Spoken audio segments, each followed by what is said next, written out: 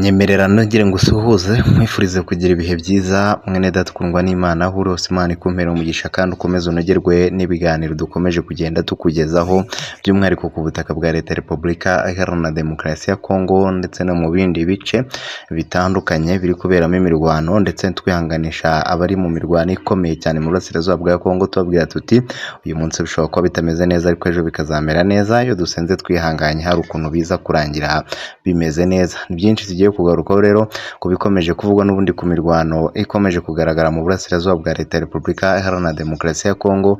Bimwe mu bitangazamakuru byafashe ikaramu birandika biti imirwano ikomeje kugaragara mu bice bitandukanye, aho muri Mushaki aka kanya update zimaze kutugeraho ari ibitero bikomeye byongeye kugabwa. Ni inkuru mbi iturutse mu bice bitandukanye bya Mushaki, aho drone z'ingabo za leta zimaze gutwika ibirindiro bya M23 hafi ya byose. Igitero kandi cyongeye kugaragara muri Mwenga, naho turagaruka ku ngabo z'u Burundi zongeye kwigarurira aka gace ka Mwenga. Ni nyuma y'uko M23 ku munsi w'ejo yarwanye umuhenerezo kugira ngo yongere kwisubize, biza kurangira binaniranye kaza kujya mu maboko y'ingabo z'u Burundi ndetse n'ingabo za leta.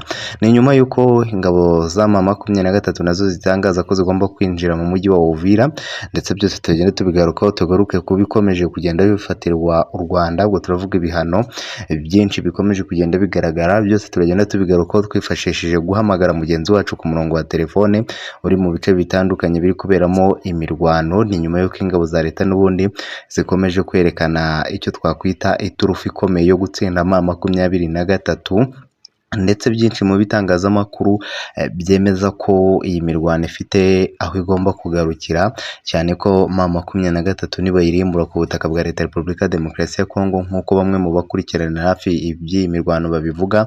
Bavuga ko niba rimbura burundu umutwe wa M23 byose bizarangira. Ni nyuma y'uko n'ubundi hari amakuru yagiye avuga ko M23 yaba itegerejweho kurimburwa, nk'uko bitangazwa na bamwe mu bayobozi batandukanye bahagarariye ingabo za leta muri uru rugamba, dore ko bakomeje kugenda barutsinda. Ni nyuma y'uko impungenge ari zose ku isi hose, ndetse turagaruka no ku rupfu rwa Liyetona Koloneli Mashishi, uyu nguyu ukorana bya hafi n'inyeshyamba z'umutwe wa M23, akaba ari umunyamurenge.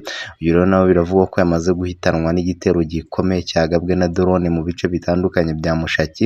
Ibyo byose tugiye kubigarukaho mu buryo burambuye. Ni imfashanyo ikomeye cyane Leta Zunze Ubumwe za Amerika zongeye gutanga, ziziha inyeshyamba cyangwa se ziziha FDLR ndetse n'ingabo zifatanya na leta, harimo ingabo z'u Burundi, ingabo za Tanzania n'abandi, mu gukomeza kwigarura ibice bitandukanye. Ingabo za DRC kandi zagabye igitero gikomeye muri Mushaki nk'uko nakoze mbibabwira. Gusa munyemerere mbere yuko mbasomera iyi nkuru, tumanze duhamagare mugenzi wacu ku murongo wa telefone, ubundi tugaruke kuri iyi nkuru ikomeye. Cyo gusa no kugendana akantu ku kandi, ubundi ugakanda sabone. Nyabuneka n'ubufasha, ni ikintu kitagoye no gukanda subscribe ukibuka nakatugera kambere, ubundi update ukajibona mu bambere.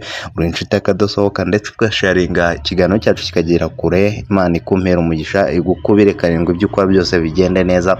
Wowe wakanze sabone ndagushimiye. Umurongo wa telefone twamaze kwakira mugenzi wacu uherereye muri teritwari ya Masisi ndetse na Uvira. Aka kanya mu by'ukuri ndagira ngo ushyire icyo twakwita umucyo ubivugwa mu bice bitandukanye bya teritwari ya Masisi, cyane cyane ku rupfu rwa Liyetona Mapapa ndetse na General Sultani Makenga. Biri kuvugwa bimeze bitaka kanya.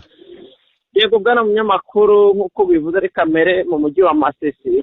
Mu mujyi wa Masisi habaye imirwano simusiga, imirwano yasize abayobozi benshi bahasigwa ubuzima, kuko muri aka kanya bwana munyamakuru tuvugana merere ku kibuga cy'imirwano ahabereye isanganya y'ibitero bya drone, ku buryo abajenerali bakomeye bagiye bahaburira ubuzima, ndetse na Sultani Makenga nawe akaba ari mu bantu bari kuvuga ko bwana munyamakuru hano yaba yahaguye, kuko ngo tuvugana yari ari ku mirongo y'imbere ku rugamba. Ngira ngo iri sanganya tuhageze rimaze kuba, ariko abandi bajenerali bo bari bayoboye batayo yari yagabye ibitero ku birindiro bya FARDC hano mu mujyi wa Masisi, bo bamaze kurimburwa tubyirebera n'amaso yacu. Ngira ngo ingabo za M23 rero zikomeje kugira ibanga bwana munyamakuru, General Sultani Makenga, ariko amakuru ahari ndetse nayo tubwirwa cyane cyane n'abo dusanze hano ku mirongo y'imbere ku rugamba. Bwana munyamakuru baremeza ko Sultani Makenga nawe ari mu bagizweho ingaruka n'ibitero simusiga byagabwe hano muri Masisi. Urumva ko rero n'ubundi ni imirwano bwana munyamakuru yatangiye guhera saa 12 za mu gitondo. Imirwano rero yahuje impande zombi ariko ngubu muri aka kanya ingabo za leta zikazakomeje kugenda zirasa bamwe mu basirikare ba M23 bifashishije zino ndege za drone, kuko ngubu imihanda irafunze cyane cyane mu bya Masisi, ndetse abaturage ni benshi bakomeje kugenda bahunga bwana munyamakuru. Ngira ngo imirambo ni myinshi ku basirikare ba M23 bamaze kuba bivugana ingabo zabwo, cyane cyane ingabo zabo zakomeje kwivuganwa n'ingabo za FARDC. Urumva ko rero n'ubundi ari ibintu bitoroshye ariko gutsindwa nk'uko bakomeje kugenda babigaragaza. Rero muri aka kanya bwana munyamakuru social imirwano irakomeje, gusa ingabo za M23 bwana munyamakuru zikomeje kubigira ibanga, ariko ubona ko zatsinzwe urugamba kuko abajenerali bo bakomeje kugenda babura ubuzima cyane cyane hano muri santere ya Masisi bwana munyamakuru. Yego, ni breaking news, nta makuru avugwa ku bitero bikomeye, ndetse nagira ngo uce impaka utubwire hari amakuru y'ibinyamakuru birimo Okapi ikorera ku butaka bwa leta ya Repubulika Demokarasi ya Kongo yamaze kwandikana ko uwitwa General Sultani Makenga M23 yamaze kwemeza ko yagabweho ibitero ndetse abari kumwe n'abahitanwe. Ibi byo muri santere ya Masisi kuki bikomeje kumvikana ku ruhande rw'inyeshyamba z'umutwe wa M23 ko zikomeje kujya mu kaga gakomeye? Yego, ngira ngo nk'uko bivuze ingabo za M23 zemera ibitero simusiga byagabwe, ndetse bemera ko n'ingaruka zagiye zigaragara cyane cyane kuri General Sultani Makenga waraje ku mirongo y'imbere ku rugamba. Ariko ubu ngubu muri kano kanya ingabo za M23 zikomeje gukubitwa inshuro, ndetse uyu mugabo bwana munyamakuru bakomeje kubigira ibanga kuko nawe ni umwe mu bagabweho ibitero n'ingabo za leta ubwo barageragezaga kugaba ibitero ngo ariko ari uduce bakwigarurira. Ngira ngo murabizi neza ko byakomeje kugenda bigorana, bizamo n'amananiza menshi kuba bagira agace na kamwe bisubiza mu duce bamaze kwamburwa. Ariko ubu ngubu tuvugana izi ngabo za M23 zikomeje kugenda zikubitwa kuko muri kano kanya imbunda ari ndetse n'inabiri kumvikana, imirwano ntabwo yahagaze, ndetse umuhanda wa Masisi muri aka kanya ari guca amamodoka atwaye intwaro ndetse n'ingabo z'u Burundi zikomeje kuza ku mirongo y'imbere ku rugamba, n'abaturage benshi rero bakomeje guhunga kuko imirwano iri kubera muri Masisi bwana munyamakuru. Hari imirwano simusiga, ngira ngo rero ingabo za M23 zo zikomeje kugenda zihaburira ubuzima. Ngira ngo abajenerali benshi bakomeje kugenda bapfa nyuma y'uko Wiringoma nawe ari umwe mu bagizweho ingaruka n'ibitero simusiga bakomeje kugenda bagaba. Ariko kano kanya tuvugana inyeshyamba za M23 zirugarijwe, zikomeje gukubitwa inshuro, zikomeje kuvanwa mu duce tugiye dutandukanye twa Masisi saho gusa kuko bwana munyamakuru ibitero byakomeje no mu mujyi wa Uvira, naho hongeye gufatwa abasirikare bagera muri 16 b'ingabo za M23 bare bagerageje kwinjira bafite intwaro. Urumva ko rero n'ubundi bagikomeje kugenda bagerageza kureba ko hari uduce bakwisubiza, ariko bikomeje kugorana kuko muri kano kanya n'ubundi ingabo za M23 zikomeje gukubitwa inshuro kuko n'ubundi kubabona bwana munyamakuru bari kwirukanka. Ngira ngo intwaro zo ni nyinshi ku muhanda kuko ngubu mperereye mu muhanda wabereye isanganya, aho ambush ikomeye yatezwe cyane cyane nyine ingabo za M23 ari naho General Sultani Makenga nayo yagiriye ingaruka zikomeye, ndetse bishobora no kumuviramo urupfu. Urumva ko rero bwana munyamakuru n'ubundi ari ibintu bitoroshye, ariko gutsindwa bikomeje kugenda bigaragara hano n'ubundi ku ruhande rw'izi ngabo kuko uvuye muri utu duce turi kugenda tuberamo imirwano. Ngira ngo no muri Mushaki bwana munyamakuru naho hagaragaye ibitero simusiga byatumye ingabo za M23 bitakaza kano gace kuko ingabo za leta zibyutse zibyina intsinzi. Ni mu gihe muri Mushaki bwana munyamakuru ingabo za leta zari zimaze iminsi zirwana n'umutwe wa M23. Umutwe wa M23 muri iri joro ryakeye bari bafashe kano gace, ariko muri aka kanya bamaze kuhambamburwa ndetse bashyirwa mu birometero bigera muri 65. Urumva ko ari kure yo kugera muri Mushaki. Urumva ko rero n'ubundi inshuro zo bakomeje kuzikubitwa, bakomeje kuvanwa mu duce tugiye dutandukanye. Urumva ko rero yaba abaturage bo muri Mushaki n'abandi, leta irabashishikariza kugaruka mu duce twabo, kuko nta gace bwana munyamakuru n'aka na kamwe ingabo za leta ziri gufata ngo umutwe wa M23 ngo wongere ugasubirane. Biragoye, ahubwo ibitero simusiga bikomeje kugenda bigabwa muri utu duce, n'undi biri gushyira heza ingabo za leta, cyane cyane ni ingabo za M23 ziri kugenda zirenga ku gahenge ndetse zikagaba ibitero, ariko ntibikomeje kubahira, bakomeje gutakaza abasirikare. Ndetse ngira ngo ino mirwano bwana munyamakuru ikindi nakubwira muri Mushaki ni uko imirwano yahabereye yasize hari abaturage benshi bamaze kuhabura ubuzima bagera muri 16. Abaturage ni benshi, inzu zasenywe n'ibibombe by'indege za drone ku ruhande rwa M23 yari yagerageje nawe kuyizamura, ariko ntibyaje kubahira kuko iyi drone bwana munyamakuru yaje gushwanyaguzwa n'ingabo za leta, ariko yari yamaze kuba yakora ibikorwa bitari byiza, kuko umutwe wa M23 usigaye wihorera cyane cyane nko ku baturage, kuko bamaze kubona ko ibikorwa byabo bamaze kubivumbura, ndetse izi ngabo zikomeje gutsindwa urugamba, ari nta mpamvu zikomeje ibikorwa bitari byiza. Rero bwana munyamakuru, n'ubundi ingabo za leta zifatanyije n'iz'u Burundi, imirwano irakomeje, bakomeje kugenda bagaragaza ubutwari ku mirongo mbere, ndetse no kuba bifuza kurengera abaturage bwana munyamakuru. Yego, ibihugu mpuzamahanga kugira ngo wenda tukurekure ujye no mu bindi, kugira ngo tugerere kuri tere n'undi tumenyere uko byifashe. Ibihugu mpuzamahanga byasabye umutwe wa M23 guhagarika ino mirwano kugira ngo witabire inzira y'ibiganiro. Bisa naho ibiganiro bisa naho bitari kugenda neza, kuko M23 binyuze muri Oscar Barinda, uyu mugabo yatangaje ko ngo ikijyanye n'ibiganiro byangora bitabareba ndetse n'ibya gahenge bitabareba, bagomba kwihorera. Ni nyuma yuko bari bafashe agace ka Mwenga ko muri Kivu y'Amajyepfo, ariko aka kanya kakaba kongeye gufatwa n'ingabo za leta. Ndagira ngo utubwire mu by'ukuri niyo mpamvu M23 itari kwemera inzira y'ibiganiro, ahubwo igakomeza igaba ibitero no muri Kisangani. Yego, yakomeje kugenda ibitera umugongo. Ngira ngo murabizi neza ko ibiganiro byagiye bikorwa, ndetse amahoro n'umutekano byakabaye byaragaragaye, ariko muri kano kanya urabona ko izi ngabo zikomeje gutsimbarara, ndetse no kumva ko ibyo zakoze mu minsi yatambutse n'ubwo byashoboka. Kandi mu by'ukuri ingabo zariyongereye zo ku ruhande rwa Felix Antoine Tshisekedi. Urabizi neza ko leta zunze ubumwe za Amerika zamaze kuba zibyivangamo, ndetse n'igisirikare cy'u Burundi cyongeye kugaragaza imbaraga zitoroshye, ndetse na za Wazalendo ikomeje gukora akazi mu duce tugiye dutandukanye, harimo Mwenga, Mushaki ndetse n'ahandi.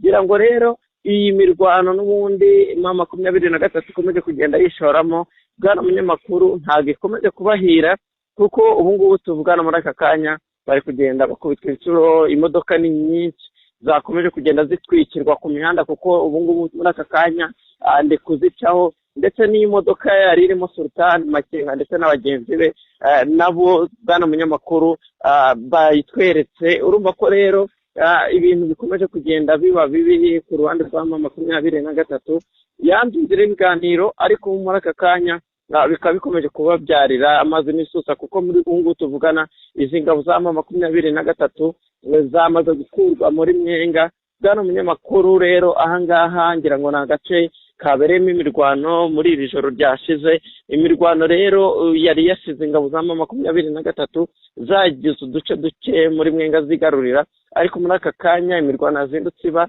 ingabo za leta zikomeje kugenda zibakubita inshuro, bamaze kubigeza kure uvuye muri Mwenga. Urumva ko rero bwana munyamakuru n'ubundi bakomeje kugenda bakubita inshuro izi ngabo za leta. Rero ubu ngubu zikaba ziri kubyina intsinzi, kandi ndongeye kuvuga ko kano gace zitazongera kukarekura byoroshye, kuko ingabo za M23 nta kintu kikirimo, kandi koko abireba bwana munyamakuru urabona ko kugira ngo bazagira agace na kamwe bisubiza ni ibintu bigoye. Ngira ngo rero n'ubundi ingabo za M23 ibirindiro byazo, yaba muri Mushaki, yaba muri Mwenga, yaba no muri santere ya Masisi, urumva ko ahantu hose hakomeje kugenda harasoho, cyane cyane ku mutwe wa M23, kuko drone ni nyinshi n'ubu ziracyakomeje kwerekeza cyane cyane mu bice izi ngabo zituyemo. Urumva ko ari ibintu bitoroshye bwana munyamakuru. Yego reka ngushimire cyane kuri izi update tugejejeho, ndagira ngo uze kutugira kuri tele n'ubundi muri Mushaki ndetse no muri Mwenga, uze kutuganiza hamwe n'abaturage mu makuru wenda ataha, nibidukunda turaza kugenda tukubaza utubwira update uko zifashe. Ndagushimiye cyane. yego urakoze cyane bwana munyamakuru nk'uko ubivuze byo. Ngiye kwegera agace kari guhungishirizwamo abaturage, dore ko muri Mwenge ingabo za leta zasabye abaturage kujya mu gace kamwe kuko ingaruka z'imirwano n'undi ziri kurangira, biguyemo abaturage ndetse n'ibikorwa remezo byabo bikangirizwa. urumva ko rero abantu bahungishirizwe aho zari ubuyobozi bwa FARDC mbere y'uko mu 2023 yafata. aho ngaho niho abaturage bari guhungira, aho ngaho niho ngiye kwerekeza n'ibinadukundira. bwana munyamakuru ndaguha amashusho ndetse nganire n'abaturage baho, batubwire impumeko y'uko bishimiye ingabo za FARDC gufata agace ka Mwenga. Ndagushimiye cyane kandi nsaba abantu gukora sabone share mu nshuti zanyu, ni iby'agaciro gakomeye. Merera rero ngusomere iyi nkuru nyuma yo kumva mugenzi wacu ku murongo wa telefone aracyadukurikiranira update akantu ku kandi mu bice bitandukanye byegereye Mushaki ndetse n'ahandi hakomeje kumvikana urusaku rw'imbunda nini ndetse n'intoya.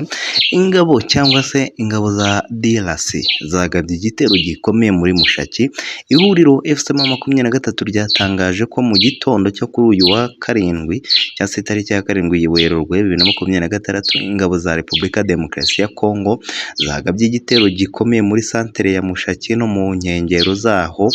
Umuvugizi wa FC23 Laurent Kanyuka yasobanuye ko iki gitero cyagabwe ahatuwe cyane muri ibi bice byo muri teritwari ya Masisi, intara ya Kivu y'Amajyaruguru. Hapfa abasivile benshi, inzu zabo zirasenywa. Hagati aho rero yagize ati saa 11:15 y'ijoro ry'ingabo za leta ya Kinshasa ryarashe ibisasu byinshi kandi bitavangura ku bice bituwe cyane muri Mushaki no mu nkengero. Ibi bitero bigabwa buhumyi nk'uko bitangaza, bikagabwa hatitawe ku buzima bw'abantu, byishe abasivile benshi b'inzirakarengane, bisenya n'inzu nyinshi.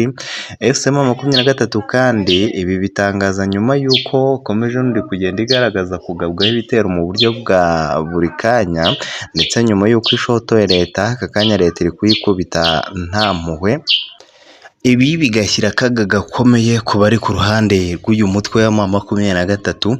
FC23 santere ya Mushaki ikomeje kugabwaho ibitero ndetse benshi bakomeje kugenda rwose bavuga ko intambara ikomeje kugenda iba intambara. byinshi abasivile benshi ngo bakomeze kuba inzirakarengane, ndetse ngo ibitero M23 ishinza FARDC kugaba ibitero bigahitana abaturage. FC23 yafashe santere ya Mushaki mu itangiro z'Ukuboza 2023 ikuyemo ihuriro ry'ingabo za leta ya RDC, izuba riva ndetse n'iz'u Burundi Wazalendo, n'igice cy'ingenzi muri teritwari ya Masisi kiri mu ntera y'ibirometero bibarirwa muri 30 uvuye mu mujyi wa Goma. Ariko aka kanya tuvugana Mushaki kabiri mu maboko y'ingabo za leta zifatanyije n'ingabo z'u Burundi Wazalendo ndetse n'abafatanyabikorwa babo. Kanyuka yasobanuye ko muri iki gitondo ihuriro ry'ingabo za leta ya RDC ryagabye ikindi gitero gikomeye mu gace gatuwe cyane ka Gakenke muri komini Minembwe, kandi ko ibyo biri mu mugambi wo kurimbura abanyamurenge ndetse n'uyu mutwe wa M23. Kanyuka adaciye ku ruhande yemeje ko bamaze gutakaza ibice by'ingenzi, ariko bitabatera imbaraga nke zo gucika intege, ahubwo batera imbaraga zo gukomeza kurwana, kandi bizeye ko ngo kuri barwanira bagomba kugera ku ntsinzi. Ibi bitero bikurikiye ikindi cya drone ihuriro ry'ingabo za leta ya RDC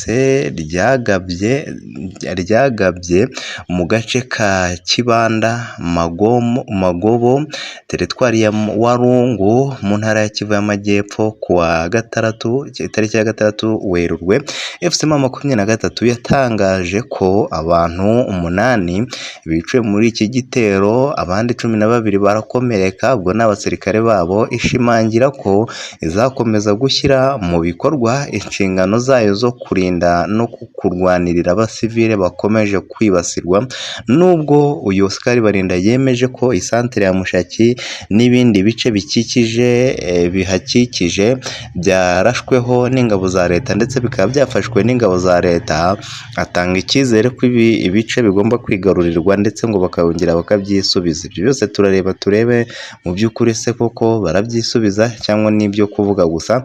Ni nyuma y'uko Amerika n'Uburayi byasabye ko ibi bitero n'ibikorwa byibasira abavuga ururimi rw'ikinyarwanda byahagarara, ariko ibyo nta kintu na kimwe bimaze. Umwe mu bateye comment yagize ati harya abari kurenga ku gahenge ni bande? Ni bande koko bari kwica amasezerano?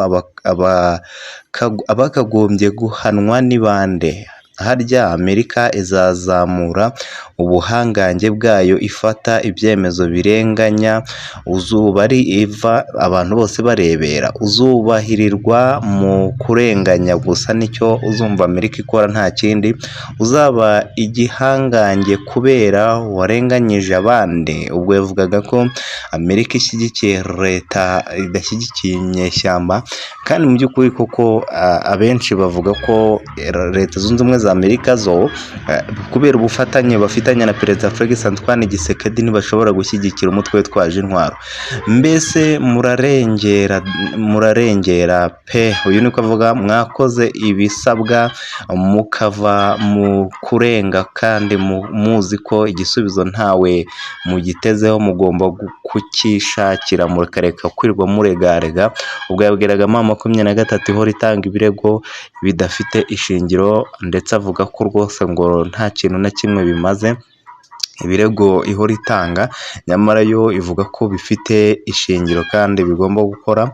Ni nyuma y'uko n'ubundi bimwe mu bitangazamakuru yabyandika ndetse n'ibivuga byemeza ko imirwano ikomeje kubera ku butaka bwa Leta ya Repubulika ya Demokarasi ya Kongo, isa naho yerekana ko intambara ikomeje kugenda ifata indi ntera, cyane ku byagiye bivugwa, ndetse benshi bavuga ko imirwano ikomeje kubera ku butaka bwa Leta ya Repubulika ya Demokarasi ya Kongo ibangamiye abanyekongo kuruta abandi bose, kuko nibo bari guhunga bava mu byabo berekeza mu bindi bice.